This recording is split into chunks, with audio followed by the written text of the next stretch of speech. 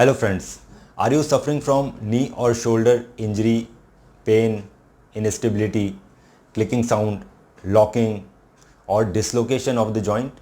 These all symptoms occurs due to some specific reason or injury in the joint.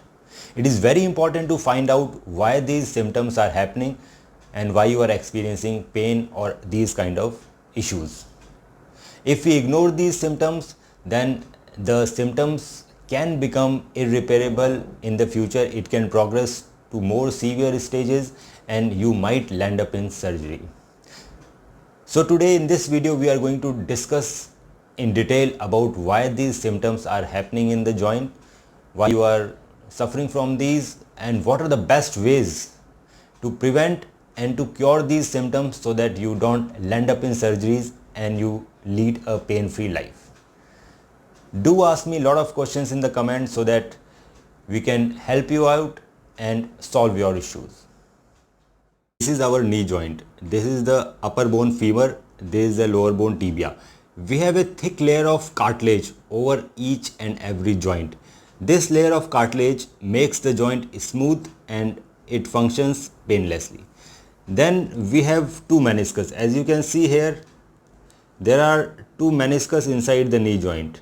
These are the two meniscus. One is inner side and other one is outer side. These two meniscus are C-shaped structures present between the femur and tibia, and it works as a shock absorber of the knee joint and it maintains the knee joint in a proper position, and we can function very well if the meniscus is alright. Then we have couple of ligaments in the knee joint, main ligaments. So there are two ligaments in the center.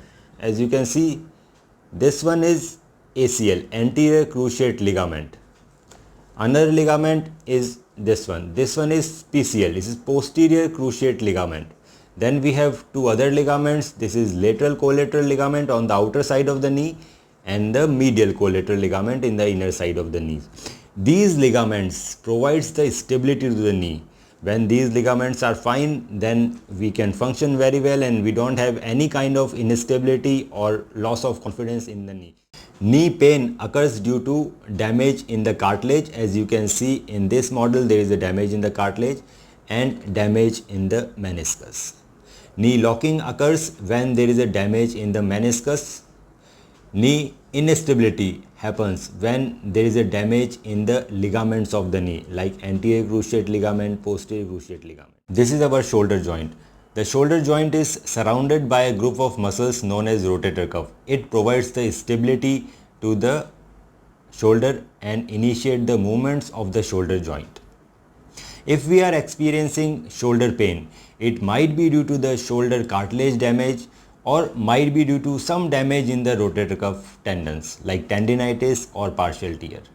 If you are experiencing restriction of movement in the shoulder, then it might be due to the frozen shoulder in which the shoulder capsules become very tight, or there might be a tear of rotator cuff muscle, particularly the supraspinatus, which is on the top, this muscle. If you are experiencing lack of movement, you are not able to initiate the movement of the shoulder, then there is a tear of the supraspinatus or the rotator cuff tendon. How we make the diagnosis of these issues? So when you come to us, we do the thorough physical examination of your joint. We might do some investigations like X-ray and MRI. By all of these things, we can able to predict and make a very accurate diagnosis that why these symptoms are happening to you. If you come to us early in the disease stages, after we make the diagnosis, we can heal each of the problem by platelet-rich plasma. To make platelet-rich plasma, we take 10 to 15 ml of your own blood and we put it in a centrifuge machine. Platelet-rich plasma has platelets, growth factors, stem cells. When we inject the platelet-rich plasma into the damaged joint, then the growth factors which are present in the platelets degranulates and initiate the healing process. Stem cells also helps in the healing process of the tissues. This process will heal your damaged tissue completely and you will not require a surgery in the future. It is very important for us to make the correct diagnosis because each treatment of platelet-rich plasma is different from each conditions. Like if I want to give platelet-rich plasma for the damaged cartilage, as you can see here, so I will inject the platelet-rich plasma from the lateral joint surface. If I want to do PRP therapy for the damaged ACL, then I have to go from the medial side to reach the ACL.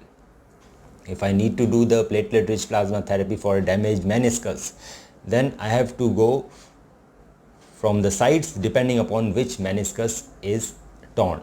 This is known as prolotherapy. Same, we have to give the injection of platelet-rich plasma from the lateral side if there is a damage in the lateral collateral ligament, or the medial side if there is damage on the medial collateral ligament. The dose of platelet-rich plasma is also depending on what kind of disease you have. It is very important to do good rehabilitation and specific exercises according to your specific condition to get the best results. As you have seen, if you have any of these issues, don't delay it. It might land up in further increase in the problem. Send your queries and questions in the comment and I will be happy to help you out today.